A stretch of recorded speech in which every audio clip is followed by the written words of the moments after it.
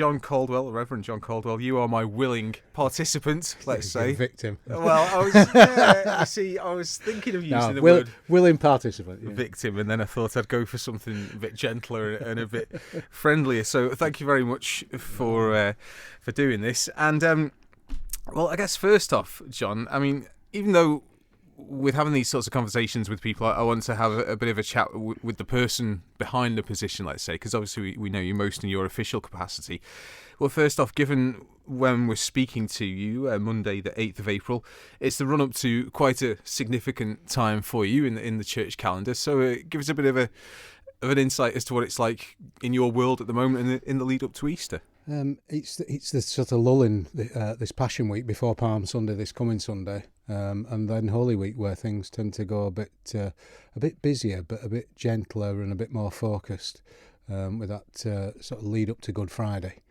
I always find Good Friday a bit of a leaden day. It's a bit of a hard day to get through. Why is that? I think it's just the significance of the crucifixion. And people understanding that. I think for a lot of people these days it's lost that significance. Certainly we don't tend to think about suffering too much, unless it just sort of steps on our toes in everyday life. I think there's maybe acknowledgement of it without really considering what it means. It's like, oh yeah, it's Good Friday, Jesus died on Good Friday. Yeah, hot cross buns, chocolate eggs. Yeah.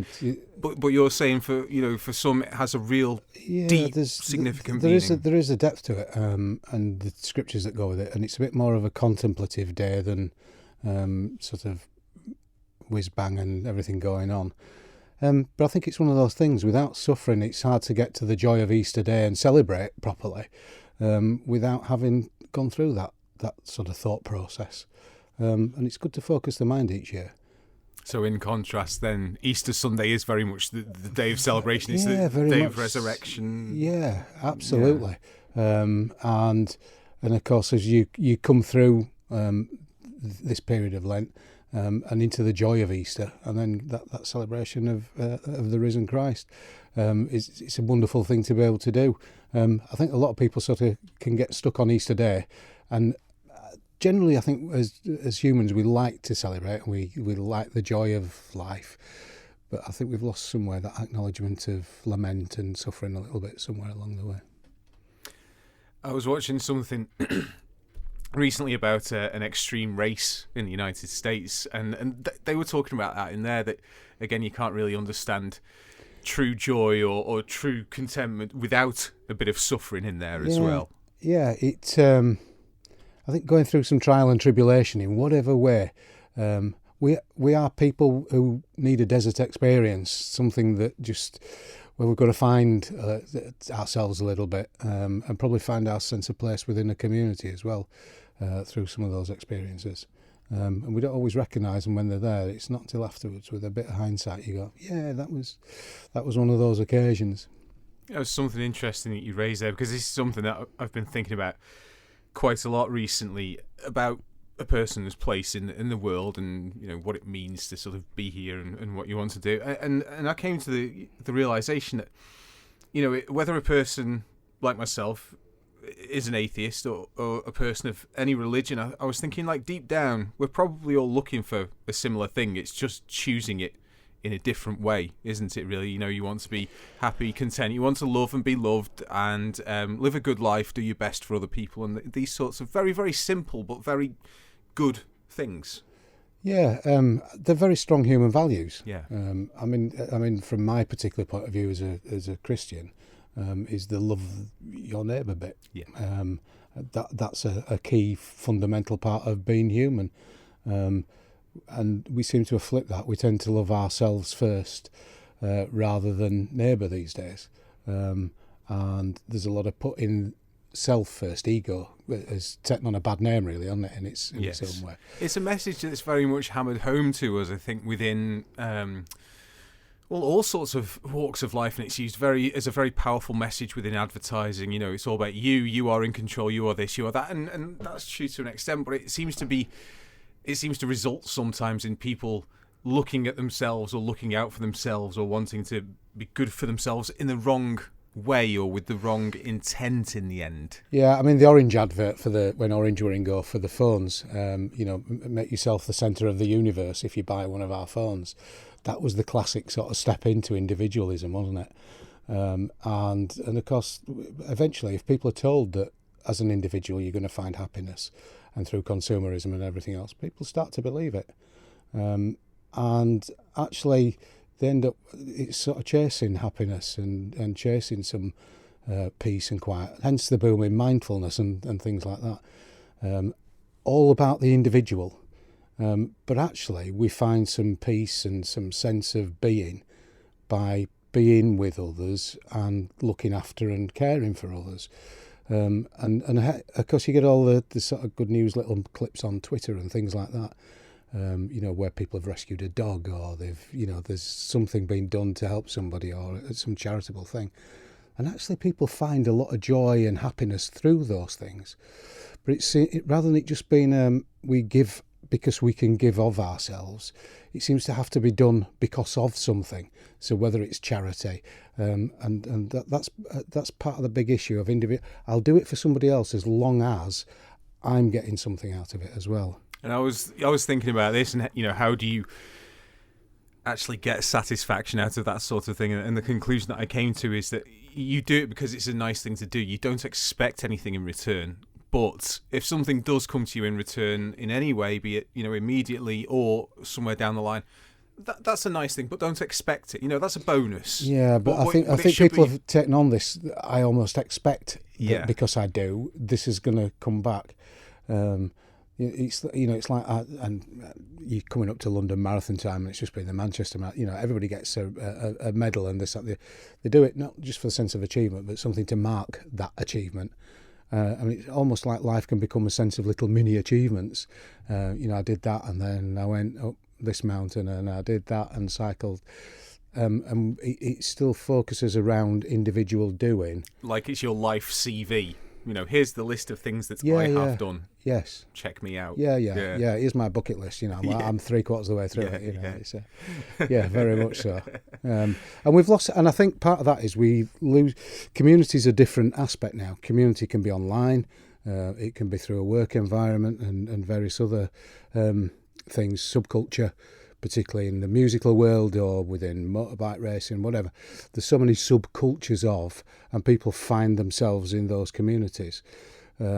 And some of them have a familial feel about them. But I think that's also led to a lot of isolation for people, in that they're stuck behind a screen. The mates are the other side of the world. But those conversations go on.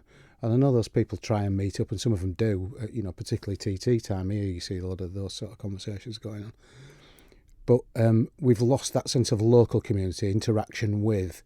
And when I first came to the island in the mid-90s, there were a lot more conversations up and down Strand Street. And talking to other people, they're starting to miss that. And there's a different connection within a community. And we've still got pockets of it within some of the housing areas. Yeah. On the island, where that sense of community is very strong, and that's very deep rooted, and we lose that at our peril, I think. Very much so. I think, unfortunately, excuse me, sometimes coming from a place like the Isle of Man, particularly if you have, let's say, slightly more niche interests or interests that aren't really there within the mainstream, the advent of the internet has very much enabled you to be able to go and find, like you say, your community online. Elsewhere in the world, and that's wonderful for people, but like you say, maybe sometimes we're so desperate to cling on to this group of virtual friends that we have that are very much into these more niche interests, that, like you say, we lose sight of the good people who are different to us but who are right there within our communities face to face, and like you say, are the ones really there that should be in your day-to-day lives. Yeah, I think we do the birds of a feather thing, don't we? We stick together with our own kind of weird, if you like, whatever that is that's either in vogue or that we seem to think we fit with. But we then find it harder to be around the people that are local to us, that live next door or live across the road or whatever, or the people we bump into up and down Strand Street or Lord Street. Those people that are on a night out. just generally different people. I often do in a baptism service when we talk about loving one another, turn to the person next to you, and it's very, because generally they've come with that person, and it's very easy to love the person that you've come with. And I sort of say, well, turn around, and look at the person behind you. And as you move away from your own little group, your own cluster of family or friends, to actually love individuals is quite a hard thing to do. People come with corners and bumps and sharp bits and that wind us up, irritate us, frustrate us, do whatever it does. And actually we've lost that ability sometimes to rub along together and smooth things out of it. But we can do that online because it's a virtual world, but it's very hard to do it in our own community. And You've got to still know how to do it face-to-face, though, haven't you? That's vital for your daily life and your interaction with people. And like you say, being able to rub along, and I know it sounds like a bit of a cliche, but almost just go with the flow a little bit and not sort of always be looking to bump against people, but just acknowledge that people are different, but just take them as they come. Not try and put them into a box or classify them for whatever they are. People are where they are. Through context, through education, through all sorts of things, through experience, good and bad. I mean, the classic thing in studying theology is, you look at what Scripture says, you look at what tradition's done throughout the years, what reason says it is, and your own life experience. And if you sort of apply that into community, you get some sense of where people are and understanding. There's nothing better than having a conversation with somebody and finding out the life they've lived and some of the bits they've done. One of the great privileges of my job is listening to people's story when you're preparing a eulogy for a funeral. Yes. And some of the places people have travelled from here, some of the experiences they've had, some of the stories they've told. That you could. I'd love to write a book, but you couldn't on the Isle of Man because everybody knew who the characters were. But that's a real part of human story and community. And they had their own communities when they were away, but there's so many people being drawn back to that community here, but we are just a bit in danger of losing it. There's a lot of people seem to want, and I'm guilty. I came from across, and I've sort of adopted here, as many people do. But there's so many people want to come to the island now and anglicise it, or McDonaldise it, whichever. Do you know what I mean? And we're in danger of losing what the island had in that sense of depth of community and people knowing each other and caring for each other and looking after each other. I think that sort of thing, it's maintained within a community and it grows within a community from the grassroots, from the base, doesn't it? And if you look at it, I think on the positive side, there are pockets of it here and there.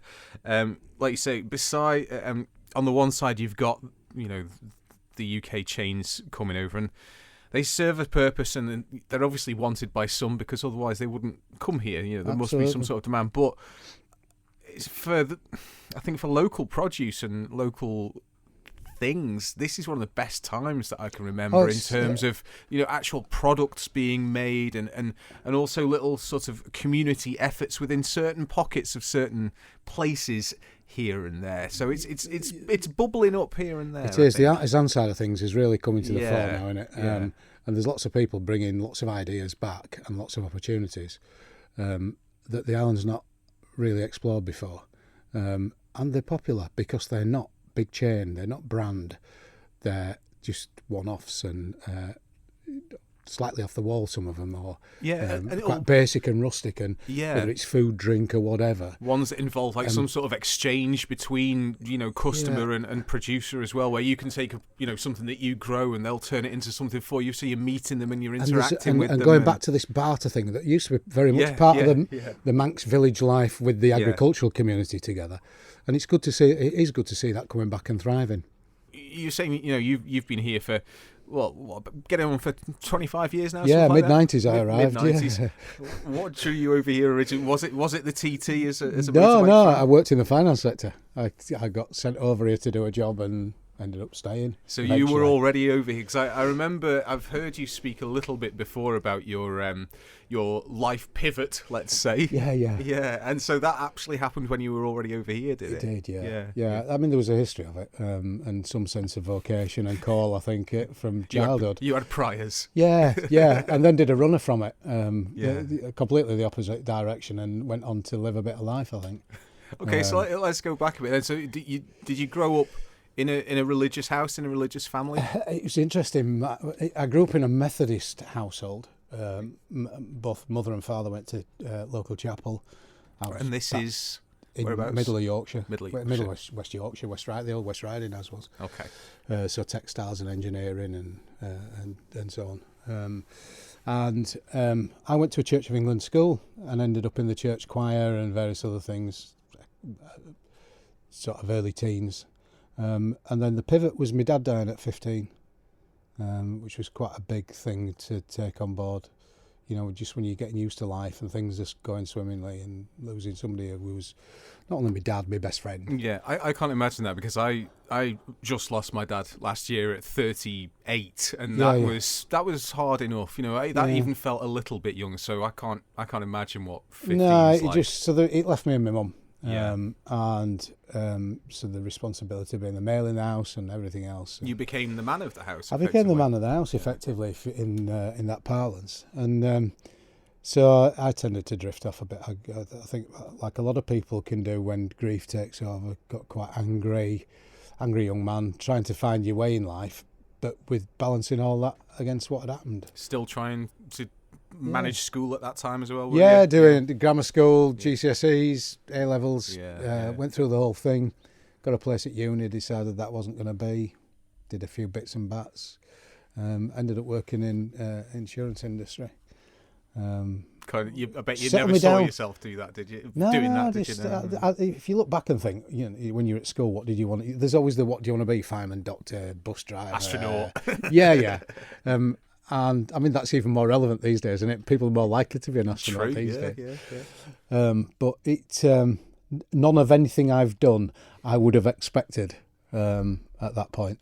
So I sort of drifted through and just made it what it was. Got brought over here to do some work. I enjoyed it.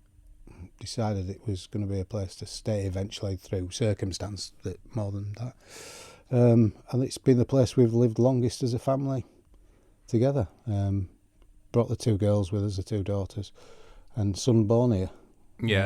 And even he's at university now, and he's the sort of, he wants to come back because there's this. Well, just going back to what we were saying before, this sort of mindset. There's a lot of young people been away and come back and brought some fresh ideas that they're growing. And he'd love. I mean, he's got another year at uni and whatever else he does, but he wants to come back here and set up and run whatever he's going to do in his particular field, because he sees the island as a good place to do that, and doesn't want to get sucked into the sort of mainstream of what he's involved in.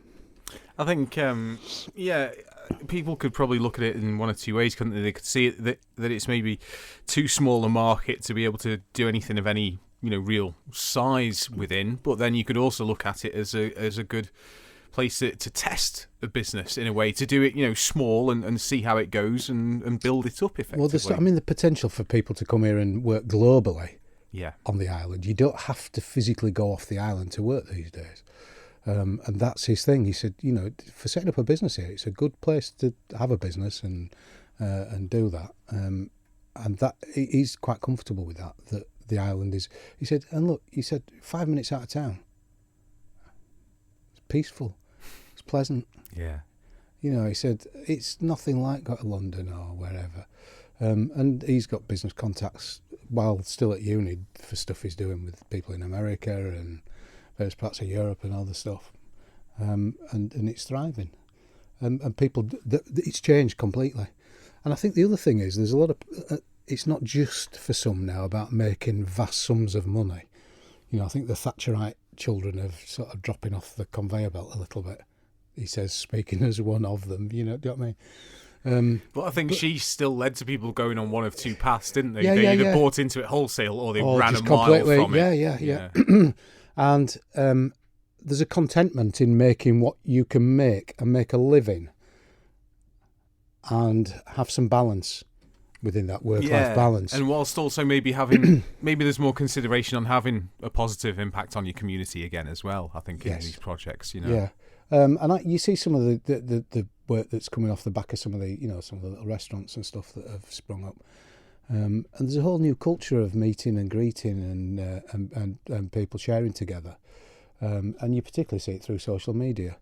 Some of the stuff. I mean, the Vaults were doing something in Castletown yesterday. We went down to it, yeah. Mental health one. It was very good. Very good. That's right up your street. Anyway, you know what I mean. But those sort of things that are coming along now, whereas it just used to be a band in a bar because it was expected to have a band in a bar. There's a bit more of a culture around it, and it's a caring culture, and that's coming back into that sense of community there. But there's a bit in the middle that's missing somewhere. The church must play a very big role within that as well. I mean, what do you consider to be your community there at St Ninian's Church? What's your sort of your patch around there? Well, it's rather odd because everything else around it was. I mean, St Ninian's was carved out of St Peter's, Onken, out of the parish of Onken and the parish of St George's, the older parishes. And when it was built as a church, nobody ever wanted it. It was like no, we don't want that, but it got built anyway because Henry Bloom's noble estate said it was going to happen. And when was this? 1913 it was finished, and then it got its own parish in 1914, and that's extended since out towards the Scolag Road and Abbey Lands that way. So you've just had your centenary in the last 6 years then? Yeah. And I mean it's an interesting history with it, but it's a relatively, in fact now All Saints is closed. It's the youngest church on the island. Baby church. Really? Yeah. Wow, 1913, and it's the youngest church on the island. Youngest church. Incredible. So all the other churches are a lot older, and of course they was central to the community.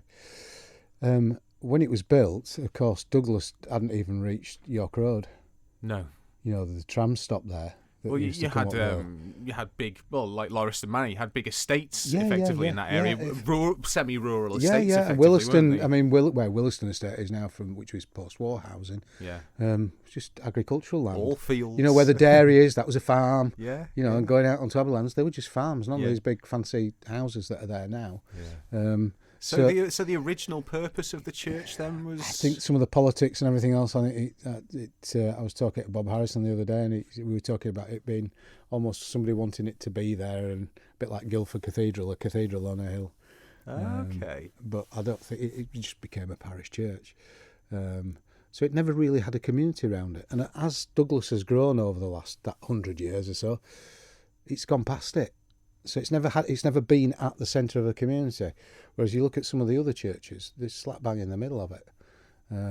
I suppose, I mean, because funnily enough, I just noticed this on St Ninian's High School the other day. I think that's from the mid-20s. I think it says 1924 above the door or something. So, 10 years into the church's life, it acquires a school across the way from it. So there must have been links between. There's been links over the years, but in terms of housing and people.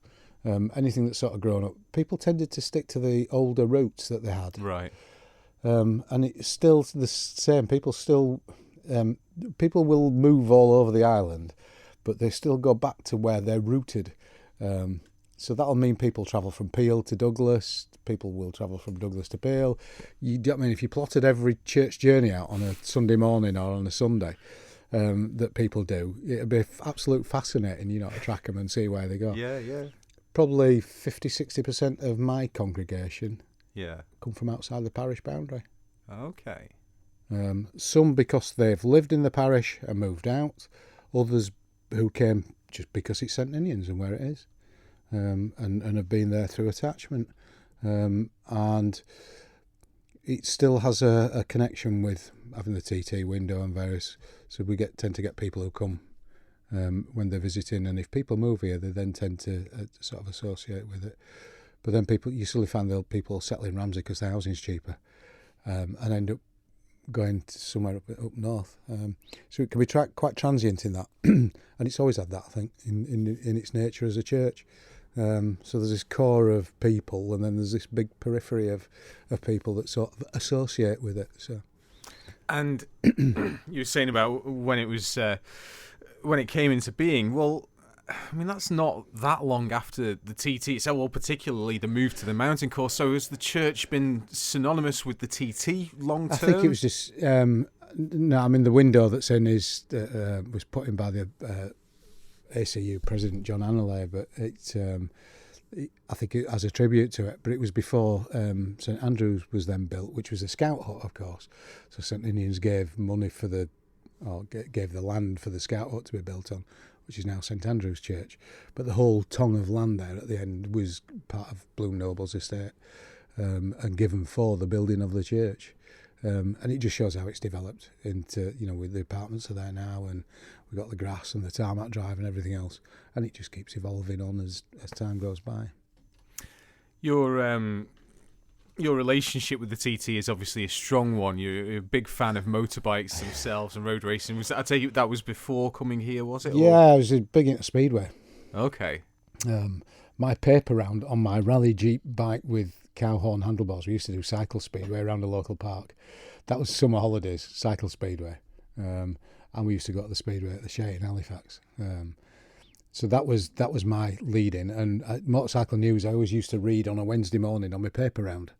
I used to stop somewhere and read it, whether it was in the shelter of the old folks' accommodation or whatever. Before you delivered it to someone. Yeah. And it had all the results in it. It used to have all the results of the trials and everything else that went on. And so a love of motorcycling came through that. And what sort of era is this? You're going back at the early 70s. Early 70s. Early okay. 70s. So we're still talking about World Championship. Yeah. I TT mean, my mum would still sit and watch, the Transatlantic Trophy from Alton Park and places like that with me. When the JPS specials were out, and you could watch it on the BBC on a Sunday afternoon. And she used to love it. And it was the safest place for me to go because the bus stopped outside our house and stopped outside the football ground at the Shea for the Speedway, and I could get get off a stop before, have fish and chips on my way home on a Saturday night, and go get home in time for curfew, if you like, having had Speedway.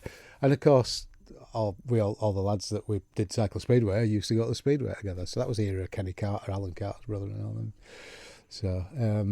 And then just through local connections of people riding bikes and stuff like that, I followed the racing. And then, of course, when I came over here, I sort of in work time, I managed to be able to make sure I stayed over for a full fortnight instead of commuting back.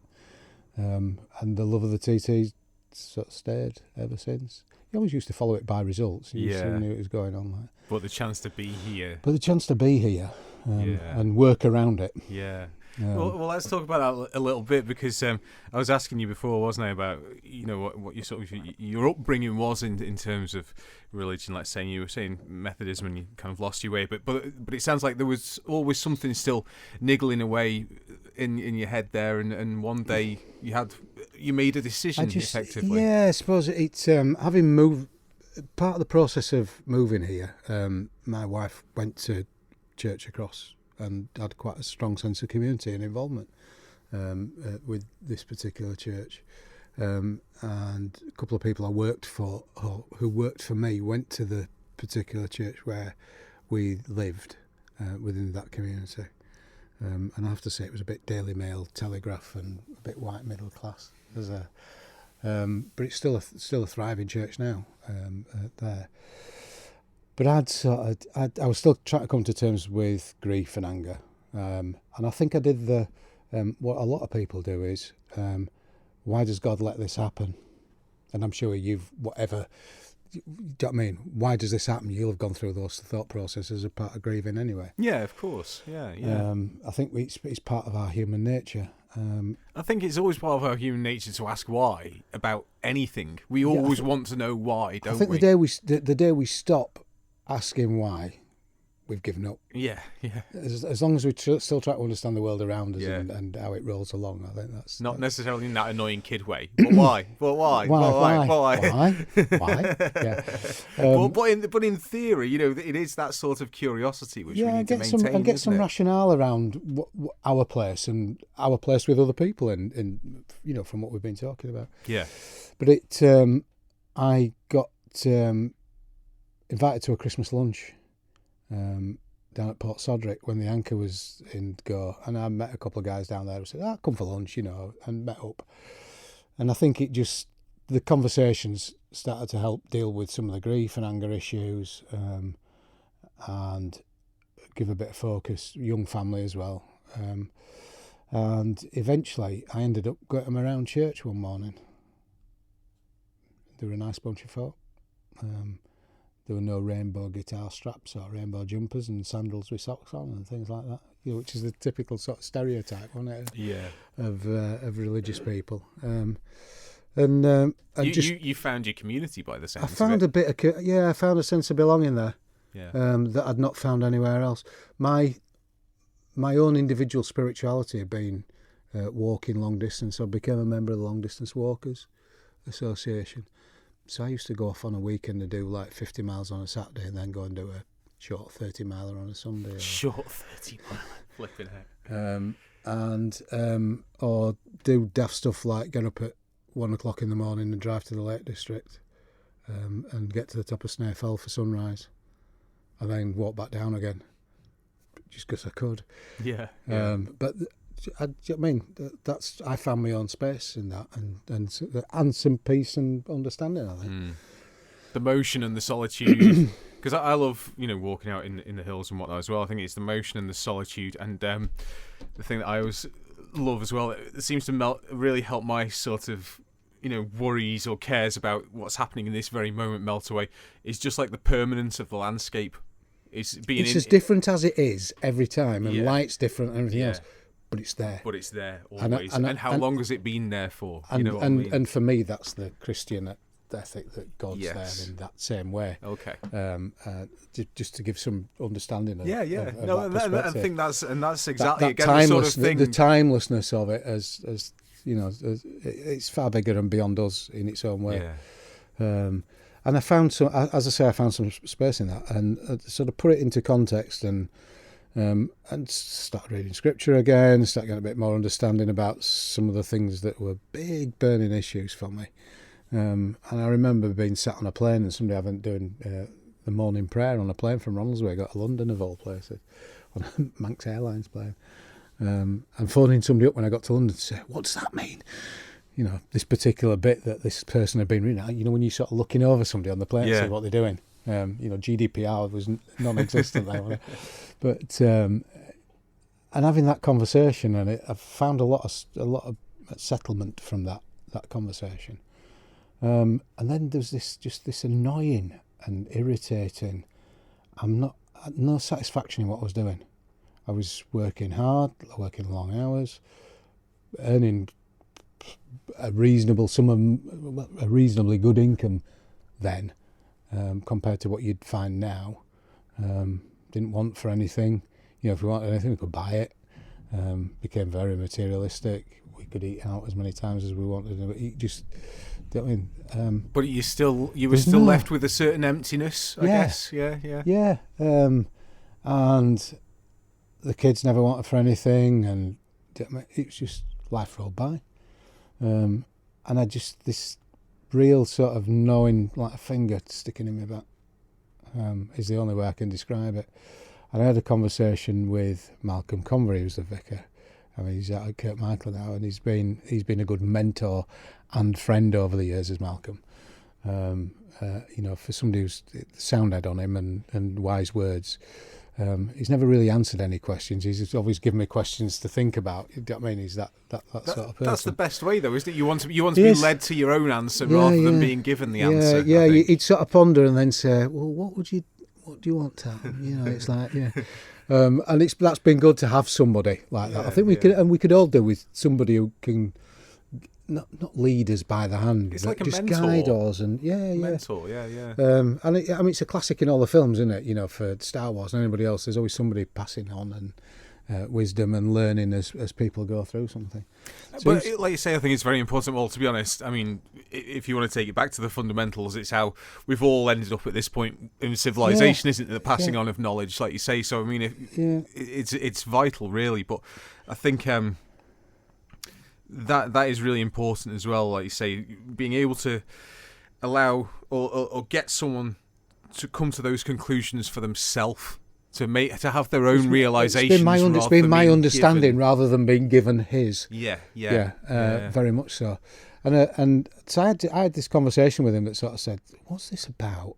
What's this irritation?" I said, "Look, I'm feeling deeply unhappy and deeply unsatisfied. I've got everything going, and it was one of those things." And he said, "You know, God might be calling you to something different." You're like, "Oh no." And I'm like, "Oh, really?" Yeah. I think that there might have been a few expletives at that point. And all of a sudden, the rationalisation of what it meant in terms of giving up, and why me, and no, it can't be. You know, I'm just this. I'm just a humble Yorkshireman. I'm just a semi-bright Yorkshireman, you know. What have I got to offer? And then you start exploring it, and I can remember it was the Solway Harvester sank overnight, and I'd been to see Canon Sheena, who's got the windmill down at Gansey there. Yeah. And have a chat with him, and he told me to write this essay on this book called The History of Anglicanism. Can you think of a more interesting subject? I certainly can. But I bet it has its moments. And I woke up, it was a foul night. I can remember just sitting there having this cup of tea with him and exploring it. And the following morning, the news was that the Solway Harvester had gone down. Yeah. So a significant date and everything else. And then went on to explore it and went off to London and met John Sentimer's wife and Margaret and, do you know what I mean? And a whole scutch of people who I've known since and kept in touch with. And just sort of started learning and picking up and everything else. And then I'm a bit of a rare creature within the Church of England. In the selection process is you get put forward, they do lots of interviews locally, and then they put you forward for a selection conference, now known as a Bishop's Advisory Panel, a BAP, which is quite appropriate, isn't it? Yeah. Don't start bringing tea cakes into it. Or bombs. But it. So I went on one of them and got through it successfully, and I'm like, oh, this is some serious stuff, isn't it, that's going on here? What does this mean? And I just wasn't ready for it. And so we were all ready to go to college, ready to do all the stuff. And I just had to say, I can't do this now. And apparently, there's not that many people said it to the Church of England and then gone again for a second bite of the cherry. Okay. And so I sort of took 18 months out, went to Uganda for a bit. Just As you do. Got involved with some people that had been here out in Uganda, up in the northeast of Uganda. So you're doing work through the church? Yeah, I did some work for the then bishop and going out there. And on the plane coming back, I just thought, I've got this thing lined up in the February, and a good friend of mine had died in Uganda. And I saw prejudice and hatred firsthand quite strongly out there. And I just came back and went, do you know what? If it's going to happen, it's going to happen. And it did. And I just went with it. And the peace that I found in doing that, lots to take on and everything else, and it's not been without its trials and tribulations. And I still question, in the early days I used to question every day, why me? It's because you like helping people, isn't it? And again, I think you like helping, you like guiding people just as you're guided when you need it as well. Yes. And it's exhausting work. Everyone thinks you just work on a Sunday night. Before I come up to see you, I've just been to arrange a funeral for somebody. It's one of those things. It's a lot of emotion to take on, I imagine. You're switching hats. Yeah. You know what I mean? And everybody expects that you're going to be this bouncy extrovert, which I appear to be. But actually, I quite like my own withdraw to space. You're there for a lot of life's either rawest or most emotional moments, effectively, aren't you? Christenings, weddings, and funerals. One of the things that sold the job to me was the fact that literally all you do, you're not there to try and convict people of anything that you think they might be doing wrong. You're there just to walk through life with people and be there. Be a pair of ears for them to have a go at and talk to and so on. And actually I found, again, a lot of stability in that you're just there to walk with people through life. And that's part of what community is, and it's a real privilege. And I see little chinks of things happening that I would call love in action. You see these little things going along, and I tend to hoover them up as little stories, and I could tell you, do you know what I mean?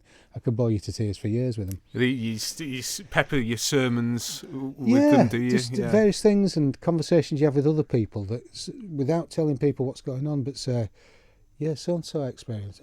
You know, names, no pat drill, but just somebody else experienced that the other way. You know, it's and other people are in that situation. Or if there's something where you think somebody could benefit from having a conversation with somebody who's already experienced something, being able to put them in touch with each other. Well, it's that thing again, like you say, it makes someone feel so much better if they realise that they're not alone, they're not the only one that's experiencing this thing, that because then, of course, they can always talk to someone. Like you say, there's a possibility that if they want to talk to someone about it, they can do. And being alone is a horrible place. Yeah. Particularly if you're... Or even just feeling it. That's the real problem, isn't it? Yeah. Feeling it is the problem. I mean, I know we can withdraw in the world we live in the busiest of cities and everywhere else. People can just withdraw from life. And sometimes a bit of withdrawal, I think, is necessary. I mean, Jesus did that. He withdrew to a quiet place. He tells us that because we all need some peace and quiet and some restoration. In fact, haven't really all of these men who have started these religions that have become so prevalent through the world, the three big Abrahamic ones, and Buddhism and all this, it's all about just taking this bit of time out. So it gives you the space to put yourself back together in some way, shape or form, and understand what's going on around you. But then there's so that you can continue that. Yeah. Being alone's a loveless place as well. And I go back to what I said earlier on about desert experiences. We do need them, however they come in what shape, size, and however long a time they are, for us to grow, I think. But for people who are alone, particularly in illness or in times of need, it's a loveless place for them. And actually, even if it's just somebody popping in, I mean, safeguarding is a huge issue these days. Apply common sense to it and just asking somebody if they're okay.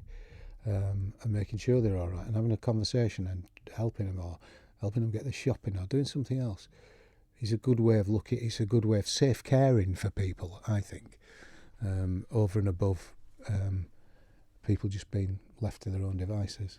It doesn't take much to go to a neighbour's door and go, "Are you all right, fella?" Yeah, exactly. You don't mean at all.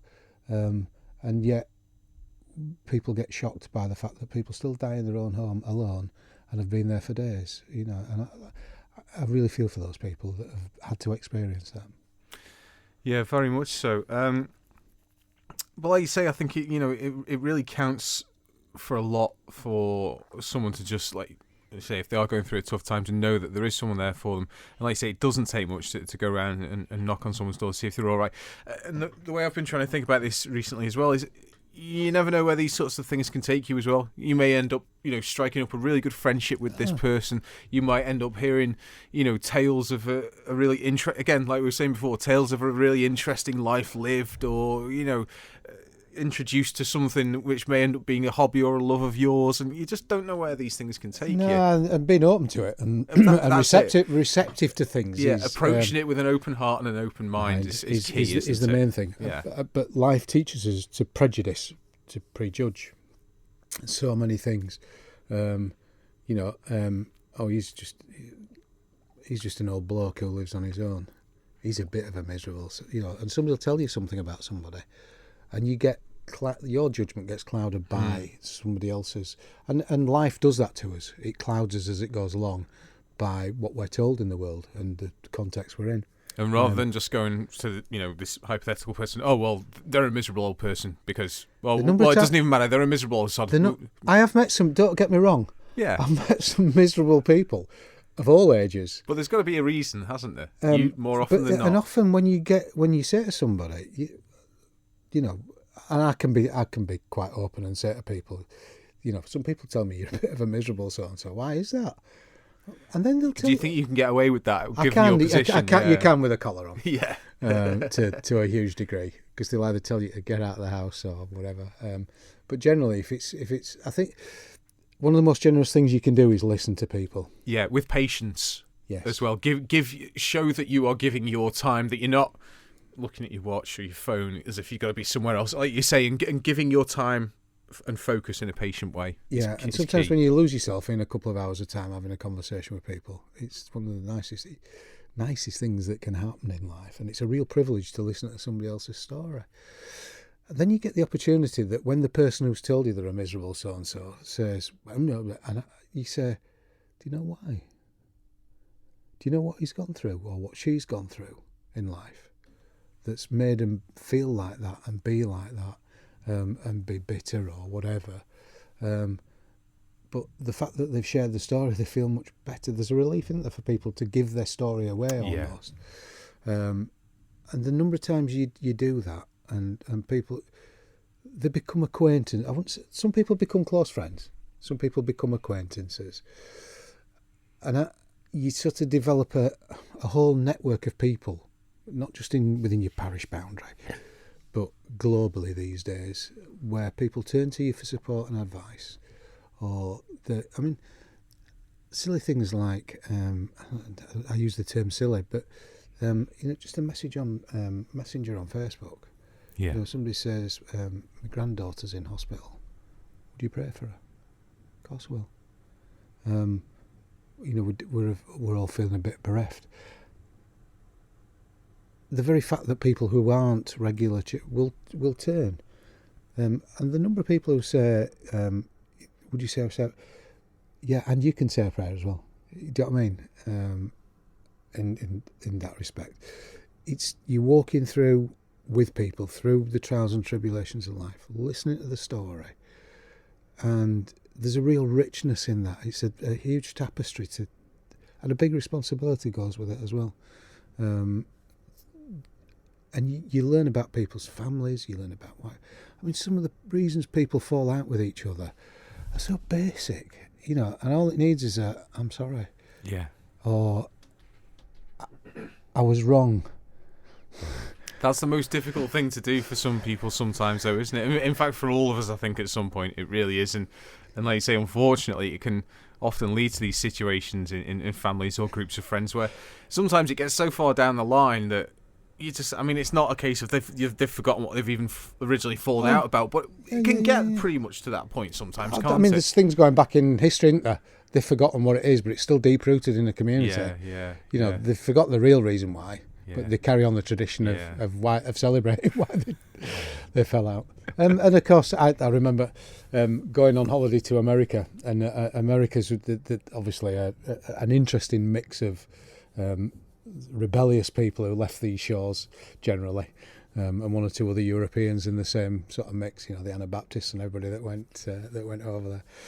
And we were in Scottsdale in Arizona, and decided to take the little bus from the hotel to the shopping mall in Scottsdale. And as he's driving down the road, I'm sat there, and it's this lovely church, like mega church thing. First Baptist Church of Scottsdale, Arizona. Get about half a mile down the road, there's another one, Second Baptist Church of Scottsdale, Arizona. I said, what happened? He said, first lot fell out with the second lot. Some doctrinal difference or whatever it was. Moved down the road onto the next plot of land and built another church. And he said, if you go the other side of the town, there's a third Baptist church and it's like, and you think, oh. And these are Christians that's supposed to epitomise community and being together and being able to cooperate and get along together. What does it say? What does it actually say? Because to the outside world, and I just crease myself. This is the bus driver on this thing telling me this. It's like, well, you made a good point. I think because I watched I'm fascinated by American history and culture and whatnot in particular, history in general, but American history, politics, and that sort of thing. I really enjoy. And I was watching a very good thing with Rich Hall recently, and he was talking about the myth of the American dream and work ethic and where it stemmed from. And he was saying in a large part that was down to not just the original, Pilgrim Fathers who went over and their religious beliefs, their particularly strong religious beliefs, which had obviously led to their ostracism, I suppose, to them being ostracised. An ostracism. But to them being booted out, let's say, or shunned, weren't they? Or not? People weren't keen on them, put it that way, and they thought, well, we're going to go somewhere where they are more tolerant. Europe was an interesting place politically and religiously, wasn't it, at the time? Yeah. And anybody who was decrying the sort of two norms of religion and the line of it, it was a good idea to leave, wasn't it? Because your life expectancy was going to go down. And to be able to go out there and have a fresh start. But of course, there's always we've got extremes in the world today with religion and politics. There's a rise of both extremes of politics potentially with this Brexit issue, isn't there? And of course, we're in that same thing. And any minority that shouts loudly is always going to be is going to win some people over. And people, when they have strong beliefs, they're always going to have very strong beliefs as to how things should be done, aren't they? I mean, there was the gentleman within the group of the original Pilgrim Fathers, I can't remember his name, but he decided that what they were practicing away already, again, he didn't feel like he was getting close enough, so he goes off and teaches himself Hebrew so that he can then, again, try and get closer to the original scripture, to get closer again to God. That was his way of doing it, wasn't it? Yeah. And I mean, we've just done a Lent course around the issue of homosexuality in the church. And when you explore it and see that the church, the modern translations of Scripture, and I go from the King James forward, that's the only point it's ever mentioned. It's not. You go back into the originals. There's nothing. There is nothing there about it, and it came from Philo, who's written some words about people's behaviours. Yeah. And all of a sudden, we assume, and people still use these bits of Scripture as bricks, to throw at people. And it's same, whenever anything's done like that, and there's division and people, do you know what I mean? And in some ways it's about power and it's about greed and control, and it's history's littered with it. Yeah. I mean, I've obviously been at St Ninian's. I've sort of tracked the history of St Ninian. I've been to Whithorn a few times. And of course Bede and his crew from the northeast wanted, because it got royal patronage at Whithorn, meant there was a lot of money going in, a lot of people travelling there to go and for the religious experience. And of course they wanted to be part of it. They wanted to take it over and bring it into this as part of the empire at the time. Get yourself some good relics in as well, Yeah. Well, I mean, and of course it's like going across Europe, isn't it? And through Czechoslovakia and Poland and what have you, the bone houses, because people were going to the Holy Land for the ultimate cure, weren't they? And then of course for resurrection there was the worldview that you had to have a skull and a femur. Right. So you've got the bone houses, the ossuaries, as you travel across. There's a whole, there's a whole pilgrimage route, and of course they died before they got there. Yeah. But they had to have the so they built these magnificent buildings out the inside. So you can see reasons where, and of course along with that, there's always been people offering hospitality, making money out of that. Where people are and where there's something to be followed, people will make money out of it. Yeah. Well, look at the Camino these days. Yeah, the Camino de Santiago. You know? I mean, after the film, the way that when the guy does when his son's died on the thing and he goes off, one of the Sheens, wasn't it? I think Charlie so. Or Martin Sheen, whichever one it was. And all of a sudden that's projected a huge load of people. But it's this going to find yourself thing, isn't it? It's, go on a long walk and find yourself. I can honestly say in all the long walks I did, I found a lot of peace and a lot of exercise. Didn't really find myself. Do you know what I mean? You can walk forever. Oh yeah. And you can go wherever, and sometimes you might just be. And I just managed to sat at home. I managed to eat a lot of Cornish pasties and beans when I finished for carbohydrate replacement. Drink lots of tea, a few pints of beer, and have a thoroughly good time. But and again, I guess part of it is the people you meet on the way, on the journey, if you like, and you can either mirror that with life or the physical walking of something like that. And I know a few people that have done the Camino and various other things. And again, you share a story. It's that parallel with what I do as a parish priest every day. I think is maybe as well, like you say, going into something like that. Still, again, if you can do it with an open mind and maybe have hopes as to what's going to happen with it, but not be too rigid with it as well, and be open to whatever does eventually happen, because there can be so many different things that do and don't go on something like that. Yeah, I suppose people's expectations can let them down sometimes. Yeah, can't they? yeah.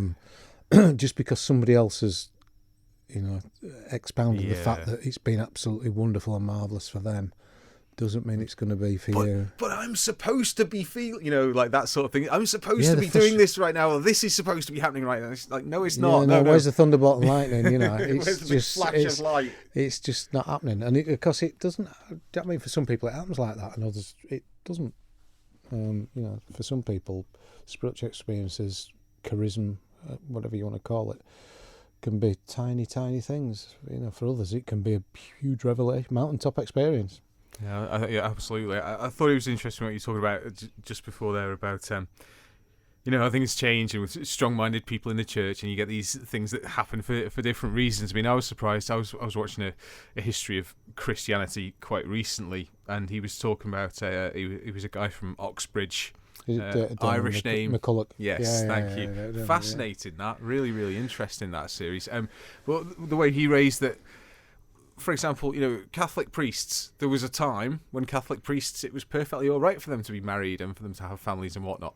And then, you think about how much of an issue that is in the Catholic Church today. And yet it came down to a point where there was one gentleman, I think one, Pope or one Archbishop, who didn't like the idea of, dynasties effectively possibly being formed. So he outlaws it. And again, you think there's a motivation. There's a wrong motivation for doing and something a political here. motivation within for that to happen. And just really interesting to hear about these different aspects like that. That again, that can be lost sight of in this day and age, where there's the debate about this thing, but it's like, but why did it originally happen? Yeah, and I think when you just talking about the issues of homosexuality and marriage as well, you go. Do you know what I mean? There were different. It was a different concept in biblical times. In the Middle East there, to the way we view things now. And there's a lot of things that we've got that we sort of take for granted are about controlling and about civilization and things being stable. And stability is good for humans, but there's a lot of issues that throw... so they make things... I mean, it's like this issue with Brunei, isn't it? And the kickback to that. That's... I mean, somebody, the Sultan of Brunei, dressed in all his gold finery, made some wry comment about it. And I have to say, I do admire people's sense of humour on social media for some of the things that they come out, some of the quirky observations that they come out with, and how quick they do it as well. The rapidity of it and sharpness of it. But it shocks us now, something like that, a reaction like that, here. But you've got to remember that Brunei's a different kingdom. I remember travelling on Royal Brunei Airlines and how strict it was. There was no alcohol on the flight or whatever. You got tea. And I got it as a cheap flight, and I don't know why. But people live within a different culture, and I think sometimes we just think that everybody should be like we are, and we don't somehow respect the understanding or where that comes from. And it's backtracking through some of these things, as you say, and you actually get to the root of an issue or where it came from and why, and it puts a whole different perspective on it. And then you think, well, why don't we change it now? Because that has always been... That's the other thing that kind of taught me to an extent, though, that there has always been flexibility within the church, regardless of which strain of Christianity we're talking about here. I mean, that's how they've all ended up in the first place, because things, like you say, have split off and evolved and changed, and people have different ideas about how you should do things. So, well, for some, the Eucharist is important, and things are Eucharistically centred, the Last Supper. For some, it's the Word, so Bible reading and preaching. And these different aspects have become different to different people. And there's been the way that people have had access to resource in the last 100, 150 years, probably 200 years, they never had before, because we were an agrarian nation and people didn't have that. The church was the church. Whoever was on a throne in London was king or queen. Do you know what I mean? And that was the balance of it.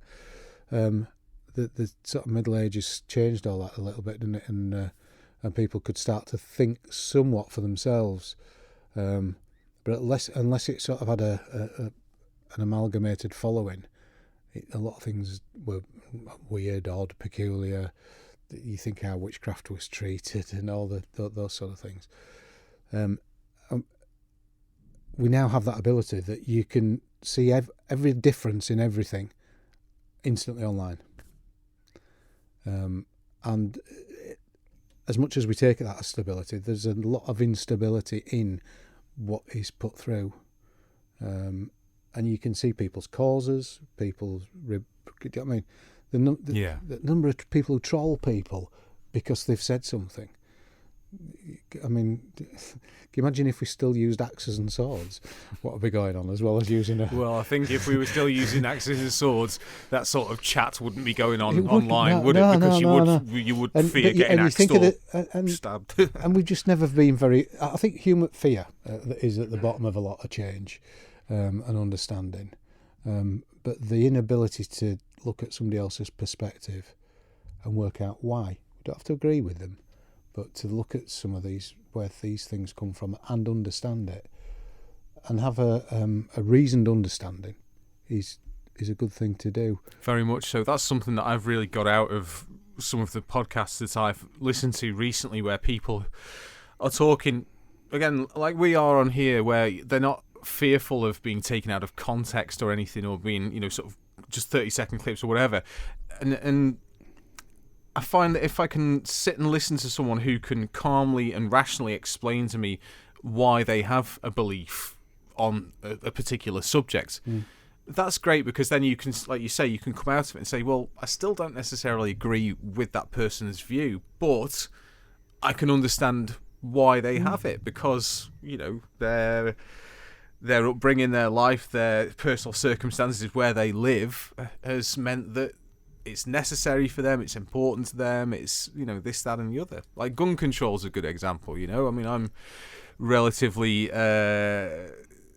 I don't see why laws should be so lax, for example, in some places, but then you can speak to a person that lives in that place and they can tell you why it's important to them to have this kind of gun for this sort of purpose, this one for this purpose, and you have to sit back and say, well, look, if that's the case where you are, then that's fair enough. We don't need it in our environment, which is probably why I think that they're not necessary. But you've just done a really good job of explaining why, for you, they are. Yeah. I mean, every time there's a shooting across the pond or various other places, I was trying to get a head round, the fact that guns are readily available. I mean, the shots were fired in Huddersfield the other day. Guns are out there. And even as a kid, I had access to air rifles and stuff. We used to go shooting the mice in the barn and that sort of thing. So they have been there, and they still are there. I think it's you look at what happened in New Zealand, and there's been this fantastic response, I have to say, to the New Zealand Prime Minister and the way that New Zealand's responded to it. New Zealand comes across as, it still has all its social ills, but as a very peaceable nation. And very calm in the face of what happened, unlike some of the people that went across the Mayflower and their descendants, and the way they look at it there, and it's bigger the right to carry a gun because it's of where it was set, to bear arms, than what the damage it does now. What I really liked in all of that was, again, it showed these groups of people that were so seemingly disparate on the face of it, be it people with different religious beliefs, Christians coming along and helping their Muslim communities, the biker gangs, which I thought was fantastic. Yeah, the Maori biker gang came out. The mongrel mob and the like, and the fact that, again, that a guy there is there dressed in his gang jacket with his patches on, talking to a gentleman in his Muslim robes. And it was just wonderful, because, again, it just made me think that it's wonderful. It's great that people have these things to define themselves by, but when we can look past all of those things and just look at each other again as human beings and just work together and be there for each other. There's the great little sort of JPEG keeps popping up on Facebook and various other bits of social media, which is skeletons, isn't it? It's got white, black, Jew, Yeah. And I think that, I know it's a slight, but it actually draws your attention to the fact we're all human at the end of the day. And whatever our differences, we need to be together as a community of human beings, and understand each other. there are always going to be people of some ilk who want to control others, who want to feel more powerful than others. They're never ever going to. It's time limited. And people need to understand it doesn't happen. Love lasts forever. Power and struggle is as short as it is, and I think it's important that we recognise that. It's necessary sometimes, but like you say, it's important also to not lose sight of the good things and the positive things, isn't it? Yeah, and I mean, generally the world religions want to, the practitioners of the world religions generally would get along with most people of other faiths and religion. I think one of the things I find the most irritating is this sort of gentle rise of fascism, and some of the stuff that the sort of more right-wing people are putting out. If Britain's a Christian country, why has the cross gone off a hot cross bun? Very topical for the next 2 weeks. Why are they available all year round? That's another question. But why is Jesus being taken out of the nativity, or the nativity being taken out of this, or whatever? They're not active Christians. And that annoys me, because they don't speak for me as a Christian. They're speaking for their own individualism and using my faith and the faith of a lot of genuine loving people as a shield, and an embarrassing shield for themselves, because without that they really have no cause, because what their cause is worthless in its own way. Taking what we were talking about a little bit before then, and taking someone like that who takes something that's so dear to you and uses it in a way that you really don't like for purposes that you really don't agree with, do you still try and look at that person with your Christian heart, your forgiving heart, and try and understand why deep down they're doing, or they've ended up the way that they are? There's a difference between the person and the behaviour. The person is still the person, and we're called to love the person, however hard that might be. Behaviour can change. They've picked up to... we're all born without any prejudice. We just accumulate it. It's like dust, isn't it? It just sort of travels through life with you, and we because it fits with a group of people, or we want to fit in with a particular group of people, we'll take that line. We might not agree with it. And I think he's been able to sit and have some dialogue with some of these people. Quite an incredibly scary thing to do for some people. Have you ever tried it? Yes. It has happened. Yeah. And I'll stick to what I believe in. And I've listened to people, and I've probably changed some of my views on other, but I understand their position. But a lot of the times when it's particularly in that sort of circumstance, it comes from a position of fear, not understanding change. Feeling lost, I think, to an extent. Yeah. When people say, I'm English? I've just been invited to the St George's Day Parade today, which is a particularly English thing, but obviously with the Scouts here, it's a big thing to have. And I'm English, and I am gently proud of my Yorkshire roots as well as living here. You have to be, don't you? It's a crime to not be proud if you're from Yorkshire. Yeah, but there's that pride with people coming from the Isle of Man. The one thing I love is being, do you know what I mean? Is you travel around the world and there's always somebody from the Isle of Man, isn't there? I think it's maybe that, somebody on social media the other day was travelling out of Kathmandu, and there's a Pro Tours coach going into Kathmandu.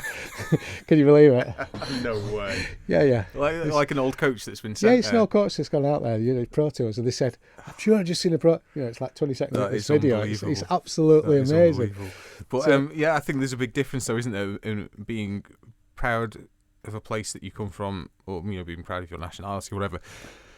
That's different to automatically thinking that you are better than someone because where you are you come from. Superiority is very different to pride. And a lot of this, the Britishness thing, being English, the cultural thing, comes from that position of being better than.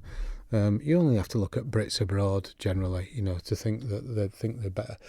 And of course, that goes back to empire. And being told for generations and generations that you were better. We ruled the waves. Yeah.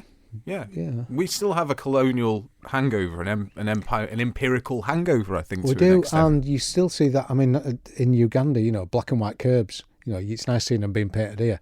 They squashed into the ground, but it goes back to the 50s of a bit of civil order and everything. On a dusty street, we had to have some order, and there's still that kickback to that. The British way of doing things there, and of course in a lot of places that's gone. And it's now, the Chinese are in a lot of places and doing stuff. Scandinavians have been in a lot of the African countries and doing various development projects. We haven't got that anymore. So we sort of hold on to this old tradition of, instead of looking forward, what's happening now, in the present time, and where do we go? As an English nation across, where does that go? Where's this Brexit thing all going? And there is a huge amount of uncertainty, and I know it has a kickback for us here, but the island will survive and be strong. Whatever happens, we will come out of that, and people have that resilience to come through change. So why we're fearful of it, I don't know, but it is part of human. I agree. I mean, given the circumstances and certain things that are happening recently, that how nations seem to be becoming more divided and climate change and whatnot. Like you say, it can be very easy to feel down about things, feel scared about things, almost panicked about things. But it can also be seen as a time for opportunity and a time for change. But with this sort of thing happening in this day and age, do you still find more people coming back to the church in times of uncertainty? Do they come back, or do they come, for the first time to seek solace and comfort and a bit of solidity and a bit of guidance in times like this? I think they do in certain places, and it depends on the place of the church in people's lives. I can only speak from my own context in that we maintain our numbers of people. The faces change, but the numbers genuinely remain roughly the same. Do we talk about the concerns? Do we talk into the concerns and what it means? Yes, we do. So it's particularly relevant. Does that happen everywhere? Probably not. Some places probably more so than we do. Has the church got a place for it? Yes, there's an awful lot of sense in what's in Scripture. I mean, every genre of literature is within the Bible. Every film you've ever seen, every drama you've ever watched, there's a plot somewhere in Scripture. There's nothing new, is there? And there is a place for it, but it's recognising that, and people don't recognise it because people tend, as we've been saying, are individuals, and people don't come to church because it's a group thing nowadays. So to come and be part of a community and a worshipping community and what that entails can seem quite alien for a lot of people. I remember when I first started going back to church again and thinking, I'm in the right place. Have I got the right page? I remember going to Corpus Christi, which is the celebration of the Eucharist at St Matthew's on the Quay here, and at the end standing up. And I looked over my shoulder, and I'm sat at the front with somebody, and we both stood up, and this lady at the back going, "Sit down now," wagging this big bony finger at us. And of course, I'm not part of that tradition, the Anglo-Catholic tradition. Yeah. But apparently, when they bring the cruciform out over the flowers that are down the aisle, you remain seated. Well, I've always been told that in my particular strand of it, you stood. You venerated it. It was an acknowledgement. It was just polite. But in that situation, it certainly wasn't polite. No. Sit down quickly. It's like the embarrassment of it. And actually, that's how a lot of people, I think, would feel coming into a church these days. Yeah. And yet, it's a friendly community of people who will look after you and care for you, and they'll get to know you and learn your story. Put it this way, if a coach suddenly turned up and everybody wanted that, I think we'd struggle. But I mean, people do come either through experience of me supporting them in bereavement or for whatever other occasion. All the occasional officers' marriage, all sorts of stuff people come for. Or they'll come, as I say, it's quite transient, so they'll have been in a part of a church community somewhere else, whether here or away, and come and find somewhere to be, and then they'll find their feet and then probably move on to somewhere else. So we just acknowledge that. I think the church has an obsession about numbers. It's probably to give an indication of where you're going, though, isn't it? In terms of a congregation, because the church is only as big as its you can only measure congregation. you can only measure it by its numbers in that respect. Yeah. But it's almost like the sort of corporate world jumps into the church. There's an obsession in the corporate world with numbers, isn't there? And actually, you can't measure people's faith and understanding in the same way that you can a balance sheet. So that, I mean, all the recording that the figures that the church does. Doesn't include all the activities that go on Monday to Saturday. You know, it's about what goes on a Sunday. On the big day. On the big day, you know. Yeah. And yet, I mean, somewhere like St Ninian's is in use 7 days a week. Yeah. But there's no recording of the fact. And of course, when a church is used for other things in the community, it doesn't necessarily mean people are going to come and be there on a Sunday morning either. They've already been, you know. Yeah. And I notice when the church is open, people come in and sit and just have a quiet time. It's something that I like about them. Like I said, even as an atheist, I enjoy churches. I like walking into them. I enjoy the space. I enjoy the architecture, the peace. I really like it when you go out to like somewhere in the countryside and there'll be an old one, like the one that's on, like the old one on the way down to Bluff Beach or something like that. Yeah. You can just turn up in the middle of the day and just, you know, creak that little door open, or old Kirk Braddon or something, and go in, and you're in this place that's like hundreds and hundreds of years old, that's been such an important focal point of this community, that's had the births and the deaths and the marriages, and it's got the people buried in the churchyard, and it's just the community's like in that building, and it's in the soil, isn't it? And it's all there to see. I love going to St Luke's as well, and Up at Baldwin, at Baldwin, and seeing these farming communities again that have just been there for generations. It records the history of that farming community. I mean, I always use Peel as a brilliant example, or Glencrutchery Road, the burial ground up there. They make a social statement about the state of a place, and particularly the one at Peel, when you come away from the little chapel. These big, huge stones, you know, that in marble and what have you, that have, you know, got a whole 2 generations, 3 generations in them, and it peters out. The size of the things peters out now to a plaque on where somebody's ashes are buried, and it talks about. It says very much about how society viewed death at those points, and how and the way they did funerals and everything else, and how things have changed. The church buildings often don't reflect that. There's a continuity, isn't there? And lots of people always talk about being a thin place where people have been. It's been a spiritual place, obviously, particularly from a Christian point of view, but for other people of no belief or some belief or whatever, to be able to go and soak in what's been there before, the heritage of a place, if you like. The spiritual heritage is an incredibly powerful thing. And there's a reason why our forebears picked particular places for them. And you sort of acknowledge that by being there, don't you, and being in and part of it. Very much so. Right, we're about an hour and 20 minutes in here, John, and one thing that we haven't approached yet, which I really wanted to chat to you about, because this is, I think, where your role differs a little bit. You've obviously got this real involvement with the TT. Yes.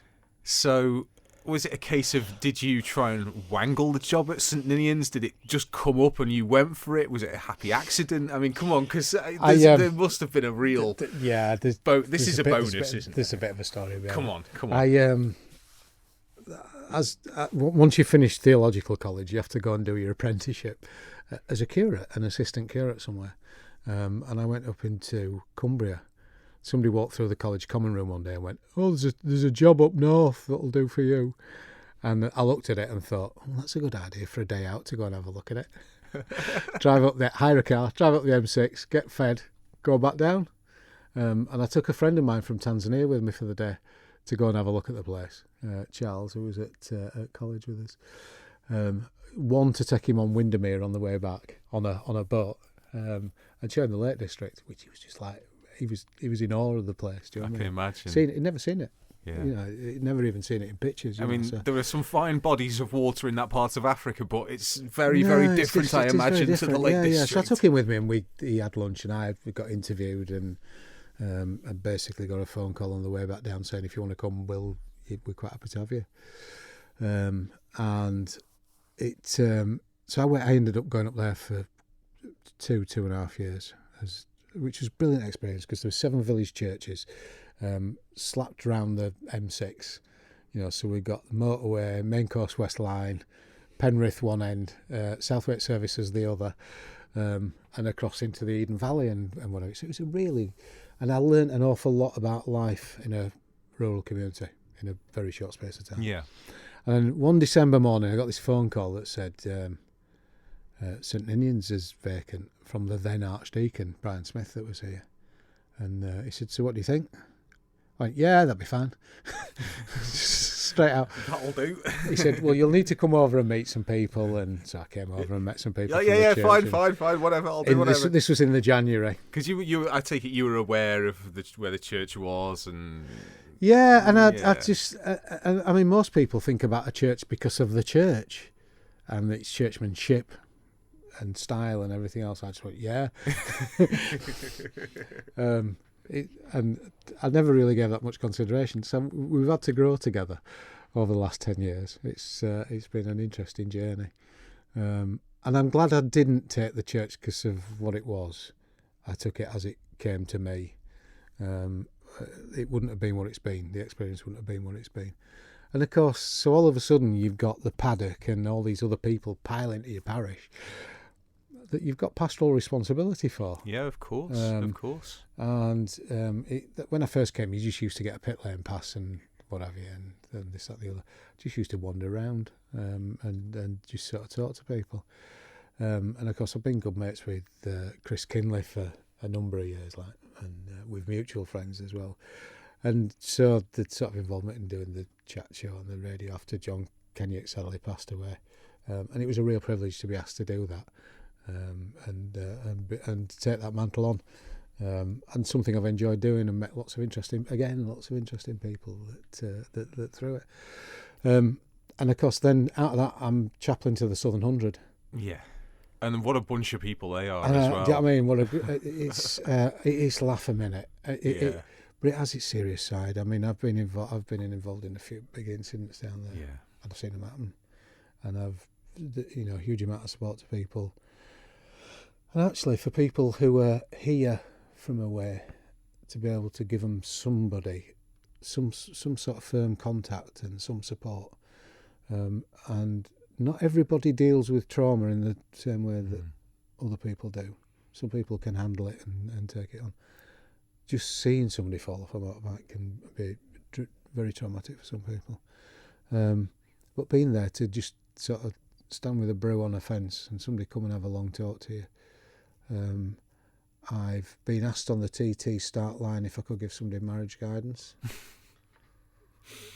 Literally. On the start line. Stood there, and the person will remain nameless. I could do with some marriage guidance. Can I come and talk to you when they've all gone? So this is like, once the last rider's gone, can I get you a cup of tea? And I did want to watch the race. It's like... so this wasn't a rider about to go off down Bray Hill. I can't even tell you who it was. Oh, okay. I'm not even going to tell you. No, you don't have to name names. I was just thinking this is not someone about to go down. No. It was somebody peripheral too. Oh, that's okay. That's fair enough. Because I was thinking if you're about to launch yourself down Bray Hill, that's probably not the time to be asking for marriage guidance. I've been asked to pray for people in race trucks. Yeah. The whole gamut goes with it, really. Well, I was thinking, it's another situation, albeit a different one to what most vicars and men of the cloth, a situation that they find themselves in. But it's another example, like we were saying with the births, deaths, and marriages, where you're there for people in moments of their lives when they can be feeling or potentially be feeling the strongest emotions, be they the most positive or the worst ones. Yeah, the worst ones possible. I mean, literally somebody's world's just come to an end. It's just hit flat. Yeah.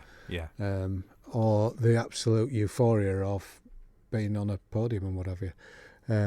And I have to say, I sort of got to know quite a lot of people a few years ago, and I've tended to just drift away from it, just as a self-protection, I think, in one way. This is in terms of competitors, you mean? Yes. Yeah. To be there and support, but just for my own well-being, if you like. When you've been stood having a cup of tea with somebody the day before and they're dead the day after. Yeah. And you're very close to the teammates and people wielding the spanners and things like that. I imagine once that's happened a few times, that can really take its toll. Yeah, yeah, it does. And people who've stuck to the word, they've sort of said, if anything ever happens, I'm out, and they're out. And they're very principled people within a paddock, on the whole. And you talk to people, encounters with people about their spiritual experiences, or do you find much I've had a few pints in the pubs with people and put the world to rights. Yeah. And again, you get people with all perspectives of religion and none across the whole board. And some people just want to have a chat with you, or you can still find that affinity, though, can't you? Because again, like we were saying about before, you might end up coming to certain realizations from a different path, be it Christianity or another form of religion or not religion, or like you say, mindfulness or meditation or whatever. Yeah. But you can still find common ground within those things. And some people come because it's just they want to sit and talk to me. Yeah, a number of people, we have the cafe in church, which provides hospitality for people. Yeah. And I mean, when I first came back, they didn't do anything. The door was firmly shut, and I thought, it's a bit sad, isn't it? Yeah. It should be open, space for people to come in and see the window, do you know what I mean? Not just on the Sunday morning. And so things have evolved around that. And I have to say, there's a whole bunch of people now who do the catering and various other things. And they're very, very good at talking to people. And one of the big things now is they share their stories of meeting people and the conversation. The number of friendships that have been built up over that 10-year period. And we've seen people who've come and died and been ill and all sorts of stuff. It's life in this little microcosm. It is. And I think that, like you say, that's a fantastic opportunity, as the TT really is. It brings so many people, tens of thousands of people here to our island, not just from the UK, from so much further afield these days as well. And you just, by meeting people from different places, you learn about their different ways of doing things and their different cultures. But again, you also learn that deep down we're not too different in so many ways as well, are we? I think that is so important when we have the opportunity at a thing like this to meet the people that come here. Yeah, I mean, there's people who've lost children, lost babies. There's people who still keep in touch. They're in touch at Christmas. They'll phone you up at New Year.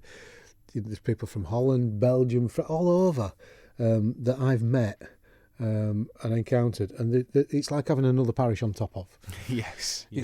It's almost a virtual parish on top of the physical parish that you're in, and there's some fantastic people in there, and incredibly generous people, very warm-hearted on the whole. Yeah, and you still remember, you're still part and parcel of. You are a part of what's happened for them in a lot of cases, and you've been that support at the time, and that can tail off afterwards, but that it should. Otherwise, you just couldn't keep up to everybody at the same level. And I've ended up being godparents to a child through tragedy, and met some people that I wouldn't have met, and had some experiences I wouldn't have had. Through that, so I have to say, it's been very enriching and blessing being involved at St Ninian's and being involved around the TT, and again the same with Grand Prix and the classic stuff, and particularly the Southern 100.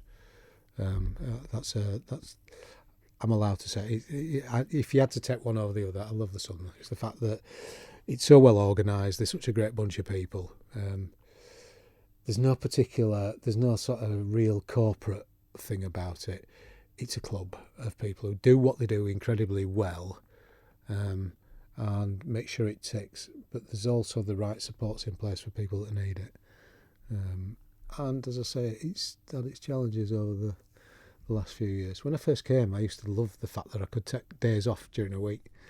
And I used to accumulate some days off. Don't tell the bishop. I used to accumulate some days off so I could go and spend the whole week down at the Southern. You know, do a bit of work in the morning, then shoot off on my bike, and then just sit on a hedge waiting for the practices and the racing. And there's just something about it, and it still has that magnetism for lots of other people and that appeal. And I hope it never loses that. And for you as well, being able to, I mean, not just down at the Southern, but up here at St Ninian's as well, surely being able to combine two of your passions, so obviously your faith and your love of motorcycling, must be doubly satisfying. It is, and of course, and the photography. I'm back into the photography as well with that. Yeah. You see, so and the number of people you meet out on a hedge with a camera, and you get talking to them, and you know what I mean, and that's a good in as well, isn't it? And you have the conversation, and lots of people know. I mean, you get known. There's lots of people who don't know who I am. Thankfully I can be anonymous at times. But you just drop into conversations with people about the most silly things.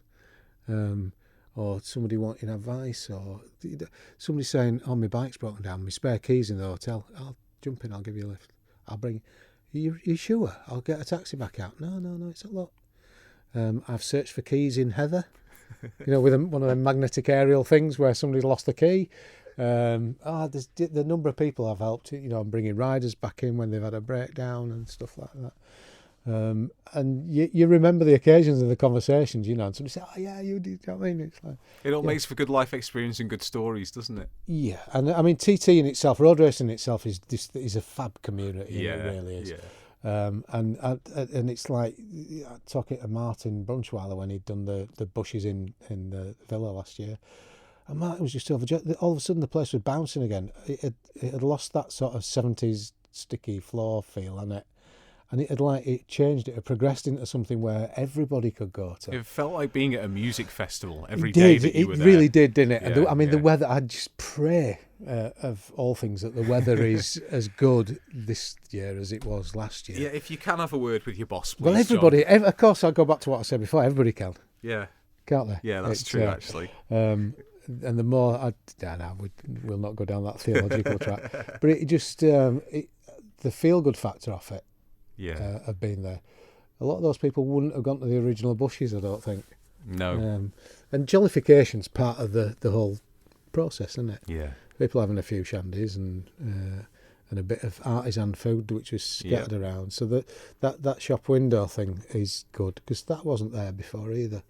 And I like how the island's adapted and changed to that, and there's some people having some vision to bring that in.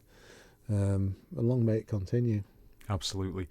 Right, John, I'm conscious of the fact that you might not have that much longer left on your parking disc, and we're up to about an hour and a half, which I think for a trial run is a pretty good go. So maybe we'll wrap it up.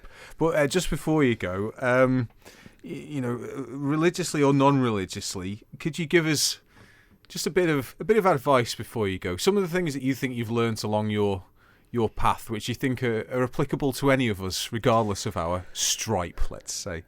I think the hardest thing is for us to genuinely love each other, and I don't mean in an erotic, sexual sense, just in the sort of agape sense of caring for each other. Have consideration for others, that yes, sort of thing. Consideration and compassion for other people, and understanding where they are, without us jumping to conclusions and judging them. And perhaps if we can get a bit more involved in the people we're around, and understand them, again, putting the difference aside and learn about them, and let's just grow and be enriched by those people through that caring and compassion and love for them. The funny thing is, I've tried to put that into practice much, much, much, much more in my life recently. Like really, truly try and live that as much as I possibly can. And I have to say, going on recent personal experience, it is an incredibly fulfilling and calming way of living. It is. You never know what you're going to encounter. No. So the surprises that come along can be quite joyous, and the joy and happiness that we all seem to seek is there, but we tend to be looking in the wrong places for it. And I think if we start to look a little bit differently about how we do things, and take into account a bit more care and consideration for those around us, whatever they're, like you say, whatever the stripe. Things have got to change, and change has got to start somewhere with one simple step, and usually with ourselves. Usually with ourselves, which then spreads to the people closest to us, which spreads out into the community. And I think that's how it seems to happen, isn't it? You know, it sort of radiates outwards. It does. You think about the that was the original thing of Christianity, was about community and about caring. And you look how much it's spread and how much it's growing in other parts of the world where there is a need for it. We seem to have squashed that need with materialism and consumerism and everything else, and we're not happy. We've got huge rises in mental health issues, as we know. You were at the charity thing yesterday. The number of people on antidepressants. We're not in a good place. And there's the small matter, seemingly, of the planet getting trashed as well. Yeah, with this. we just. Do you know what I mean? We just seem to ignore that.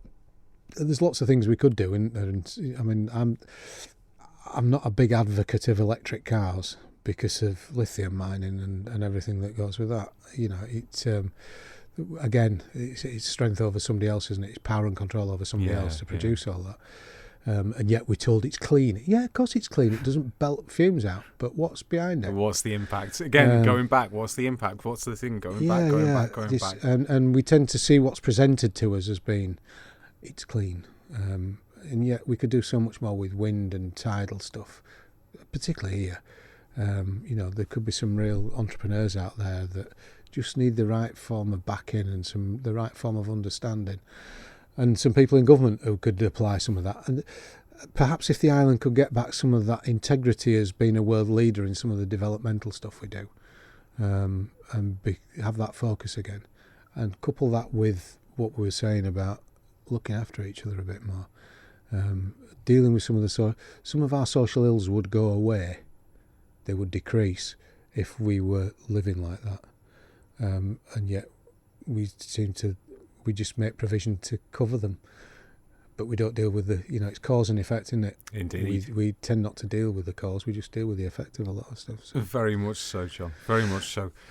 Food for thought there. Thank you very much for taking the time to speak to me. Ed, it's been good. Pleasure. Thank you very much indeed. You're welcome. Thank you.